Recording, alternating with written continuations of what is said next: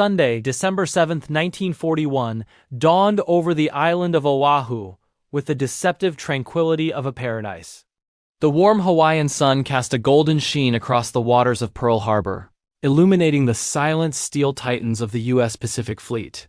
Anchored in neat, orderly rows along Battleship Row, vessels like the USS Arizona, the Oklahoma, and the Nevada gleamed, their crews just beginning to stir. For the thousands of sailors and soldiers stationed there, it was the start of another lazy Sunday. Many were still asleep in their bunks. Others were lining up for breakfast, preparing for church services, or making plans for a day of baseball and shore leave in Honolulu. The gentle strains of music drifted from radios across the harbor, a peaceful soundtrack to the morning routine. This was America's fortress in the Pacific, a bastion of power so formidable that the very idea of a direct attack was considered laughable. It was a rear area base, a safe harbor thousands of miles from any potential conflict zone. The strategic thinking in Washington was clear. If war with Japan were to come, the first blow would fall thousands of miles to the west, in the Philippines or the Dutch East Indies. Hawaii was a sanctuary, a place where the fleet could rest and train untouchable. This sense of absolute security was visible everywhere. On the airfields at Hickam, Wheeler, and Bellows, American aircraft were parked wingtip to wingtip in neat, tight rows, a precaution not against air attack but against sabotage from local agents. It made them easier to guard, and it also made them a perfect, concentrated target for bombs.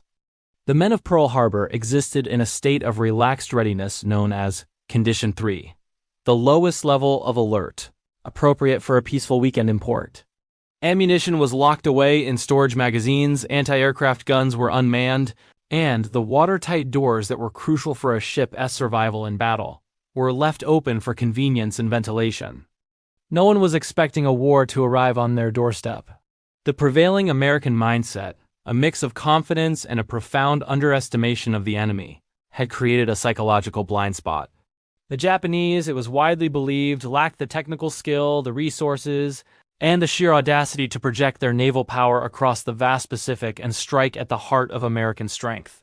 But 230 miles to the north, hidden beneath the pre-dawn darkness and a blanket of cloud, this fatal assumption was about to be shattered.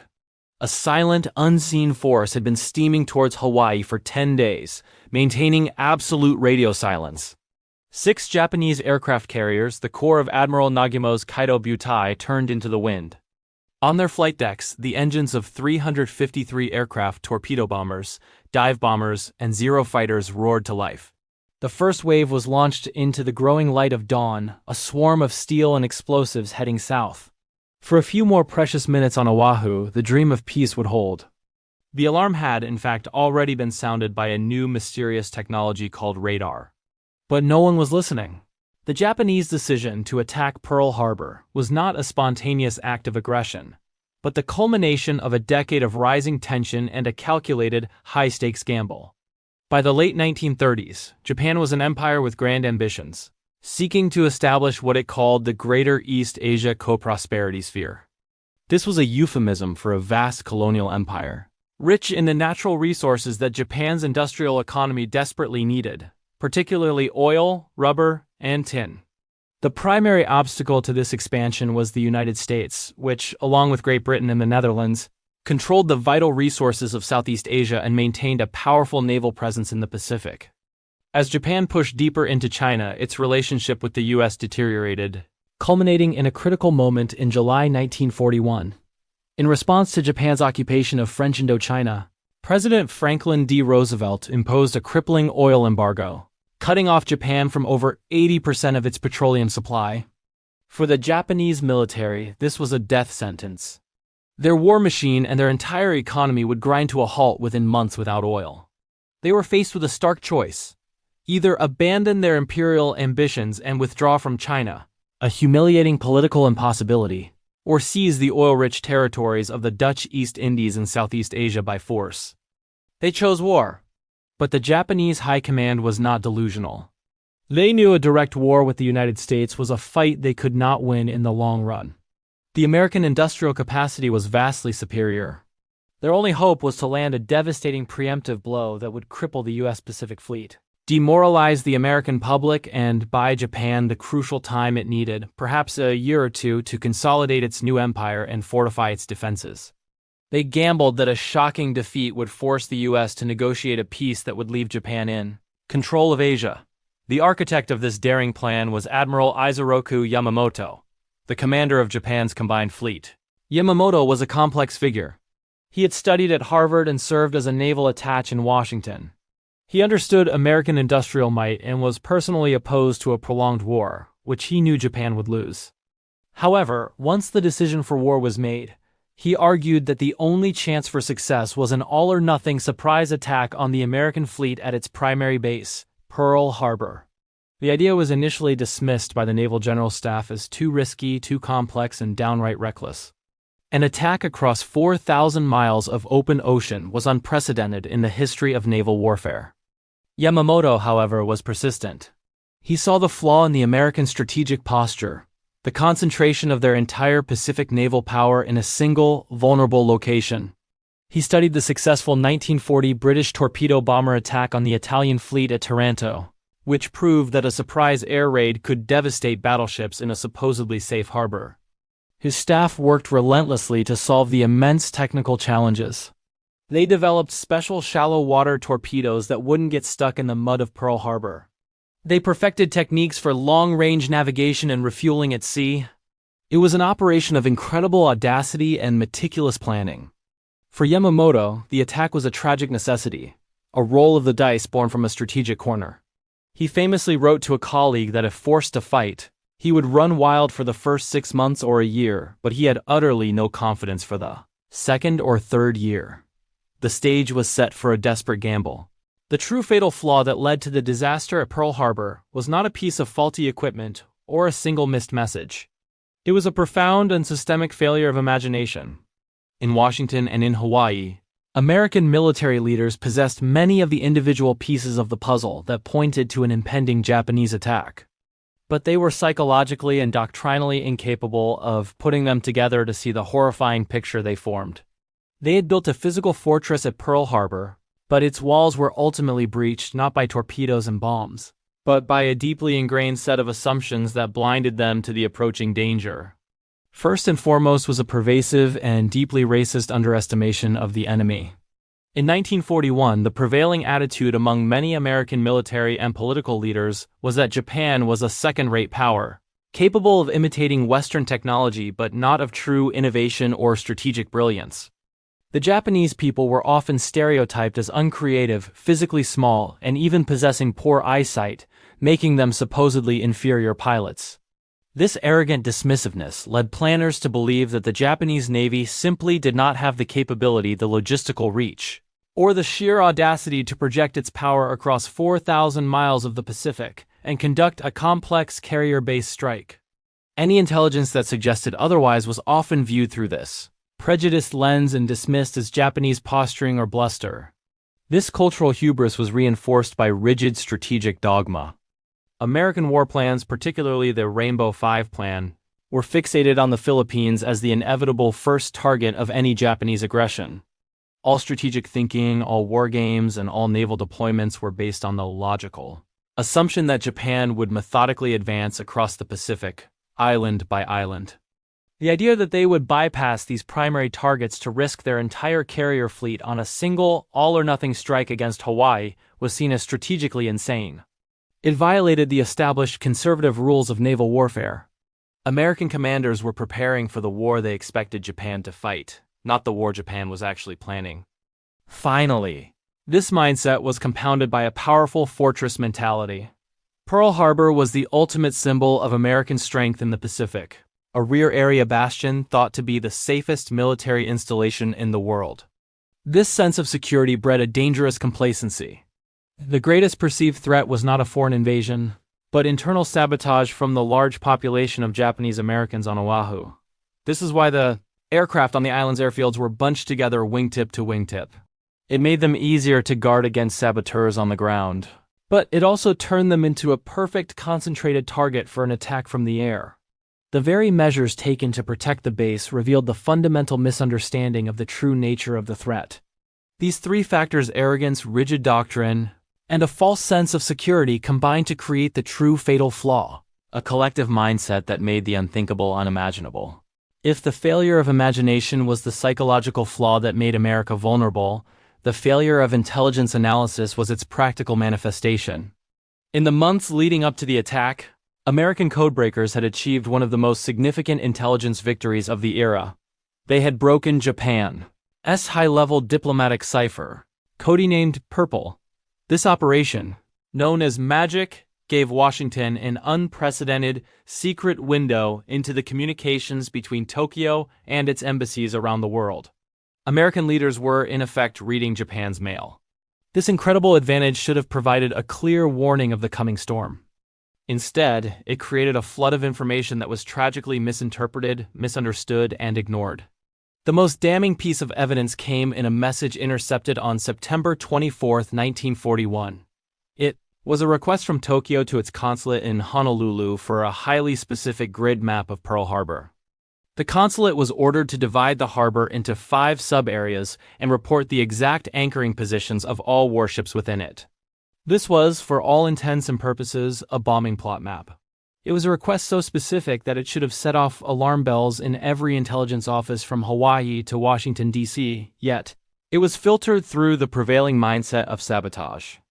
Analysts concluded that the grid was for local agents to use in planning attacks on ships in port, not for a massive coordinated air raid. The evidence pointing to an aerial attack was deemed so improbable that it was rationalized away to fit the more palatable theory of internal subversion. This was compounded by the signal versus noise problem. The Magic intercepts produced a torrent of raw data every day.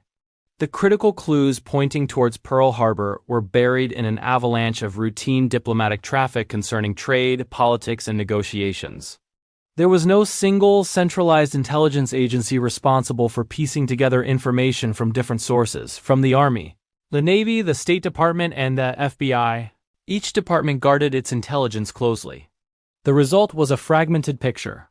An analyst in one office might hold a piece of the puzzle, but the analyst in the office next door, holding the corresponding piece, was often unaware of its existence.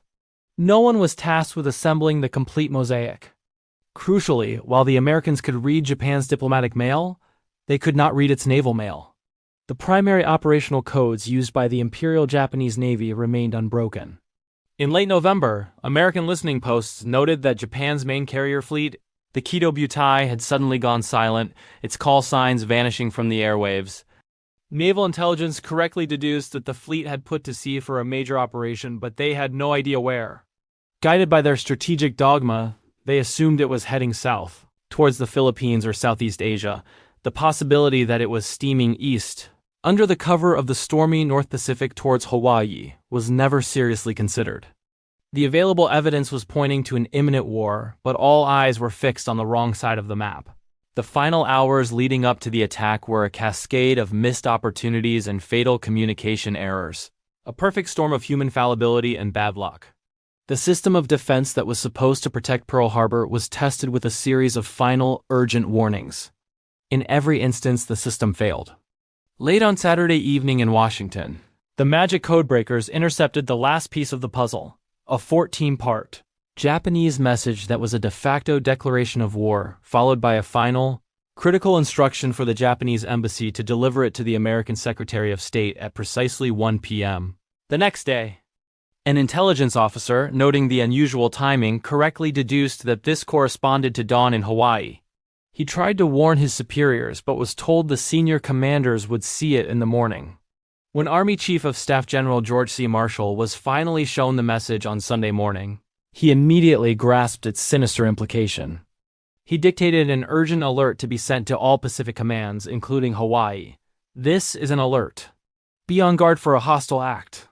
But in a moment of incredible irony, the Army's high-security radio connection to Hawaii was experiencing technical difficulties. Unwilling to use the Navy's parallel system, Marshall's staff made a fateful decision. They sent the most urgent warning of the war via commercial Western Union telegraph. The message traveled from Washington to San Francisco, then was relayed to Honolulu. There, it was handed to a young Japanese-American bicycle messenger for delivery to Fort Shafter. It would arrive in the middle of the attack. Hours earlier in the pre-dawn darkness off the coast of Oahu, the first shot of the day had already been fired. The destroyer USS Ward on routine patrol spotted the periscope of a Japanese Miite submarine attempting to follow a supply ship into Pearl Harbor. The Ward's crew sprang into action, attacking the submarine with its deck guns and depth charges, sending it to the bottom. At 6:53 a.m., the destroyer's captain sent a coded, urgent message to Naval Headquarters. We have attacked, fired upon, and dropped depth charges upon submarine operating in defensive sea area. This was a clear, unambiguous report of hostile action at the mouth of the harbor. But it was a sleepy Sunday morning. The message was slowly decoded and passed up a sluggish chain of command, where it was met with disbelief and a decision to wait for verification before sounding a general alarm. Minutes later, the final and most direct warning appeared as a ghostly green image on a radar screen. At a remote station at Opana Point on the northern tip of Oahu, 2 Army privates saw a massive blip appear, larger than anything they had ever seen before. It represented more than 50 aircraft and was closing fast. At 7:20 a.m., they reported their extraordinary finding to the information center at Fort Shafter. The officer on duty, a young lieutenant on his first weekend in the post, had been told to expect a flight of American B-17 bombers from California that morning. He made a fatal assumption. "Don't worry about it," he told the radar operators, believing the blip to be the friendly bombers. It was the Japanese first wave. Every single warning, diplomatic, naval, and technological, had been ignored, delayed, or misinterpreted. The clock had run out. At 7:53 a.m., the illusion of peace over Pearl Harbor was shattered. The first wave of 183 Japanese aircraft swept in from the north, encountering a scene of perfect, unsuspecting tranquility. The lead commander, Mitsuo Fukita, looking down from his cockpit, could see the entire U.S. Pacific Fleet laid out before him like a diagram in a textbook. The surprise was total, a strategist's dream. He keyed his radio and transmitted the now famous code words, "Tora, Tora, Tora! Tiger, Tiger, Tiger." The signal to the entire Japanese fleet that their audacious gamble had paid off. They had caught the giant sleeping. On the ships and airfields below, the first bombs and torpedoes were met not with alarm, but with a bewildered confusion. The sound of explosions and low-flying planes was initially dismissed by many as yet another Sunday morning drill. Sailors enjoying breakfast on deck casually watched the first planes dive, some even waving, believing them to be their own. Only when the crimson circles of the rising sun became visible on the wings and the first geysers of water and steel erupted alongside Battleship Row did the horrifying reality set in. The explosions were real, the planes were Japanese. Pearl Harbor was under attack. The first wave was a meticulously planned, two-pronged assault designed for maximum devastation. While the high-altitude and dive bombers targeted the airfields at Heckham, Wheeler, and Ford Island, the Nakajima B-5N Kate torpedo bombers descended to wave-top height, their primary targets the 8 battleships moored in the harbor. On the airfields, the attack was brutally effective. The neatly parked American fighters and bombers arranged wingtip to wingtip were destroyed on the ground before their pilots could even reach them. Zeros strafed the flight lines, their machine guns tearing through the thin aluminum skin of the aircraft, turning the promise of American air power into a series of raging infernos. The Japanese had won control of the sky in the first 5 minutes of the battle. Simultaneously, the Kates began their torpedo runs on Battleship Row. Flying with incredible skill and courage, the Japanese pilots navigated the narrow channels of the harbor, dropping their specially modified torpedoes into the water. The USS Oklahoma was one of the first to be hit. Struck by multiple torpedoes in quick succession, the massive battleship began to list violently, its great masts dipping towards the water. Within minutes it had capsized completely, trapping hundreds of men inside its dark inverted hull. The USS West Virginia was also struck by as many as 7 torpedoes, tearing a massive hole in its side. The USS California and the USS Nevada were also hit, their crews desperately fighting the fires and flooding that threatened to consume them. Amidst the chaos and carnage, the American sailors, shaken from their Sunday morning stupor, began to fight back with whatever they could. With officers and formal command structures obliterated in the initial blasts, sailors acted on instinct and training. Men in pajamas and mess uniforms scrambled to the anti-aircraft guns, breaking open locked ammunition boxes with wrenches and sheer force. Soon the sky was dotted with the black puffs of American flak, a ragged but defiant response. The surprise was absolute, the damage was catastrophic, but the fight for Pearl Harbor had just begun. As the first wave of Japanese planes pulled away, leaving a pall of thick black smoke over the harbor, they had done exactly what they had set out to do. They had crippled the Pacific Fleet in a single devastating blow.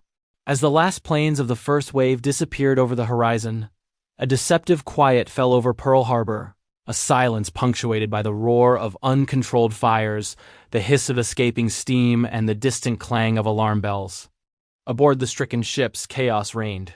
Damage control teams desperately fought against the rising water, while sailors scrambled to rescue their trapped and wounded shipmates from the oily, burning sea. For a few brief moments, the survivors had a chance to grasp the sheer scale of the devastation, but the respite was short-lived. At 8:54 a.m., the second wave of 171 Japanese aircraft arrived to finish the job. Their targets were the remaining cruisers and destroyers, the critical shipyard facilities, and the still-burning airfields. And for one ship in particular, the worst was yet to come. The battleship USS Arizona had survived the initial torpedo attack relatively unscathed. But now it was a primary target for the high-altitude bombers. As Japanese dive bombers screamed down to attack other ships, a squadron of Kate bombers, armed not with torpedoes, but with massive 1,760-pound armor-piercing bombs, began their deliberate high-altitude runs. These bombs were specially converted 16-inch naval shells, designed for one purpose: to punch through the thick armored decks of a battleship and detonate in its vital core. One of these bombs, dropped from over 10,000 feet, found its mark on the Arizona. It struck the deck near turret 2, penetrating deep into the ship. The bomb came to rest in the forward black powder magazine. The resulting detonation was apocalyptic. A cataclysmic explosion instantly ripped the forward section of the great battleship apart, lifting its 35,000-ton hull several feet out of the water. A massive fireball, a mix of burning powder and oil, erupted hundreds of feet into the air, a horrifying mushroom cloud of black and orange. The blast wave was so powerful it blew men off the decks of nearby ships and snuffed out fires on the listing repair ship Vistol moored alongside. The shock was felt for miles across Oahu. The USS Arizona, with its captain, Isaac C. Kidd, and Rear Admiral Franklin Van Valkenburg on the bridge, sank in less than 9 minutes, becoming a steel coffin for 1,177 of its crew. The ship's forward turrets and superstructure collapsed into the inferno, leaving only the burning wreck visible above the water. The second wave continued its rampage across the harbor. They swarmed upon the one battleship that was attempting to fight its way out, the USS Nevada. With her band playing and her colors flying, the Nevada had managed to get underway and was steaming towards the narrow channel that led to the open sea. She became a magnet for every Japanese bomber in the area who saw a chance to sink her in the channel and block the entire harbor. The Nevada was hit by multiple bombs, her bow run aground to avoid sinking and trapping the fleet. Other bombs rained down on the dry docks, striking the battleship USS Pennsylvania and the destroyers Cassin and Downs. The attack was a relentless, methodical annihilation of American naval power. Finally, at around 9:45 a.m., the last of the Japanese planes turned and headed back to their carriers. The physical assault was over. As the last Japanese planes returned to their carriers, the mood in the Kido-butai was one of ecstatic triumph. The pilots brought back reports of a stunning, almost unbelievable victory. They had caught the American fleet completely by surprise, sinking or crippling 8 battleships and devastating the island's air power, all with minimal losses to themselves. By every conceivable metric, the operation had been a flawless success, a textbook example of naval aviation power. But amidst the celebration, a critical debate was taking place on the bridge of Admiral Nagumo's flagship, the Akagi. Commander Mitsuo Fukita, who had personally led the attack, vehemently argued for launching an immediate third wave. The American fleet was reeling, its defenses shattered. Now was the time, he insisted, to deliver the true killing blow. The targets for this proposed third wave were not the already smashed battleships. They were the strategic assets that, in the long run, were far more valuable. First and foremost were the massive, above-ground fuel depots. These tank farms held over 4.5 million barrels of oil, the lifeblood of the entire Pacific Fleet. Destroying them would have effectively stranded the U.S. Navy in the Pacific for months, perhaps even a year, forcing all operations back to the American West Coast. The second target was the base's extensive repair facilities, the dry docks, the machine shops, and the submarine base. By leaving this infrastructure intact, the Japanese were leaving the Americans with the very tools they would need to repair their damaged fleet and get back into the fight. Here, at the moment of his greatest triumph, Admiral Kichi Nagamo made his own fatal flaw. He was a cautious, conservative commander, a battleship traditionalist who had never been entirely comfortable with the risks of carrier warfare. He listened to Fuchida's arguments but ultimately overruled him, giving the order for the fleet to withdraw. His reasoning was based on a by-the-book assessment of risk. He had successfully accomplished the primary mission assigned to him, to neutralize the American battleships. A third wave would have to fly into the teeth of a now fully alerted American anti-aircraft defense, likely resulting in heavy Japanese casualties. Furthermore, he was deeply worried about the one target his pilots had not found: the American aircraft carriers. He did not know where they were, and he feared they could be steaming towards his position at that very moment to launch a counterattack. Nagamo's decision to play it safe was, in the narrowest tactical sense, understandable. But in the grand strategic picture, it was a catastrophic error. By failing to destroy Pearl Harbor's infrastructure, he had won the battle but had lost the opportunity to win the decisive victory that Admiral Yamamoto had envisioned. The fuel depots he spared would be used to power the American carriers that would sink his own ships at the Battle of Midway, just 6 months later. The repair facilities he left standing would salvage and return to service many of the very battleships he had just sunk. The submarine base he ignored would become the launching point for a devastatingly effective campaign against Japanese merchant shipping. Yamamoto himself would later lament Nagamo's caution, recognizing that the failure to launch a third wave was the great strategic blunder of the operation. In their otherwise perfectly executed plan, the Japanese had committed their own fatal flaw, a failure of nerve that would ultimately cost them the war. In the immediate aftermath of the attack, Pearl Harbor was a surreal landscape of devastation. A thick black pall of smoke from burning oil and ships blotted out the Hawaiian sun, turning midday into a grim twilight. The once placid waters of the harbor were a toxic stew of oil, debris, and the floating wreckage of American naval power. The silence of the departed Japanese planes was replaced by the chaotic sounds of a base struggling to comprehend its own destruction. The clang of rescue teams cutting into the inverted hull of the USS Oklahoma in a desperate search for survivors. The sirens of overwhelmed ambulances and the crackle of fires that would burn for days. The scale of the disaster was staggering. In just under 2 hours, the United States had suffered a catastrophic blow. 2,403 Americans were killed, including 68 civilians. Another 1,178 were wounded. 18 ships were sunk or seriously damaged, and over 180 aircraft had been destroyed on the ground. As the first, garbled news reports began to reach the mainland, they were met with disbelief. The idea of an attack on American soil, particularly in the fortress of Hawaii, seemed impossible.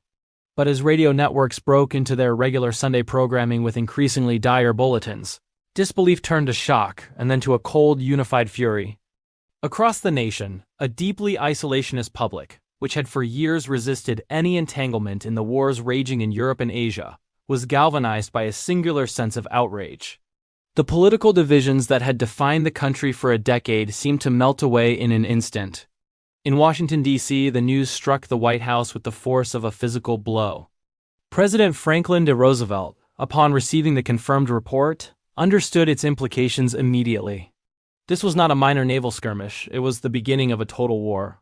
He spent the rest of the day in conferences with his military and cabinet advisors, but his central task was to craft a message that would channel the nation's shock and anger into a unified resolve. He worked on the speech himself, dictating a short, powerful address designed not just to inform, but to inspire a declaration of war. The next day, on December 8th, Roosevelt stood before a joint session of Congress and a nation huddled around its radios. He did not dwell on the details of the military disaster. Instead, he framed the attack in stark moral terms, a deliberate and unprovoked act of treachery. He began with words that would echo through American history. Yesterday, December 7, 1941, a date which will live in infamy. The United States of America was suddenly and deliberately attacked by naval and air forces of the Empire of Japan. The speech was a masterpiece of wartime rhetoric, a call to arms that left no room for doubt or debate. Within an hour, Congress voted almost unanimously to declare war on Japan, with only a single dissenting vote. The Japanese gamble, based on the fatal assumption that a devastating attack would shatter American morale and lead to a negotiated peace, had backfired in the most spectacular way imaginable. In trying to cripple the American giant, they had instead awakened it. Admiral Yamamoto's supposed diary entry for that day, whether real or apocryphal, perfectly captured the catastrophic nature of their miscalculation. "I fear all we have done is to awaken a sleeping giant and fill him with a terrible resolve." The true fatal flaw of the Pearl Harbor plan was not military, but psychological. They had failed to understand the character of the nation they had just attacked. The attack on Pearl Harbor, intended by Japan to be a decisive, war-preventing knockout blow, instead became the single act that guaranteed its own destruction. The very outcome it was designed to avoid, a prolonged, total war against a fully mobilized United States, was now a certainty. The ultimate legacy of Pearl Harbor is one of supreme irony, a brilliant tactical victory that resulted in a catastrophic strategic defeat. The story of that Sunday morning is not just the story of a battle, but of a profound and multifaceted failure, a cascade of errors on both sides that set the world on a new and far more violent course. For the United States, the fatal flaw was not a weakness of steel, but of mindset. It was a flaw born of pride, prejudice, and a dangerous sense of security. A failure of imagination prevented leaders from conceiving that a supposedly inferior nation would dare to attempt such an audacious strike. A failure of intelligence prevented analysts from connecting the clear and damning evidence they held in their hands. And a failure of communication and procedure ensured that every last-ditch warning on that fateful morning was lost to bureaucracy and disbelief. The disaster was not the result of one man's mistake, but a systemic rot of complacency that had settled deep within the American military and political establishment. Pearl Harbor was the brutal, fiery consequence of underestimating an adversary. Yet, from the ashes of this humiliation, a new America was forged. The lessons learned from the disaster were paid for in blood, and they would transform the nation forever. The fragmented and feuding intelligence services which had failed so spectacularly to connect the dots were eventually dismantled and reorganized into the Office of Strategic Services, the direct forerunner of the Central Intelligence Agency, with a clear mandate to prevent such a surprise from ever happening again. The attack shattered a century of American isolationism, thrusting the nation onto the world stage as a global superpower, a role it has never since relinquished. Perhaps most ironically, in destroying America's battleships, the Japanese had unintentionally taught their enemy the most vital lesson of modern naval warfare. With its battleship fleet crippled, the U.S. Navy was forced to build its entire Pacific strategy around the one weapon that had survived the attack, the aircraft carrier. The age of the battleship, the titan that had ruled the seas for half a century, died in the burning oil of Pearl Harbor. The age of the carrier was born. Just 6 months later, it would be American carrier-based aircraft, not battleships, that would deliver the decisive blow to the Japanese fleet at the Battle of Midway, turning the tide of the Pacific War. The story of Pearl Harbor is the ultimate cautionary tale, a lesson that the greatest vulnerabilities often lie not in a nation's defenses, but in its own arrogance and assumptions.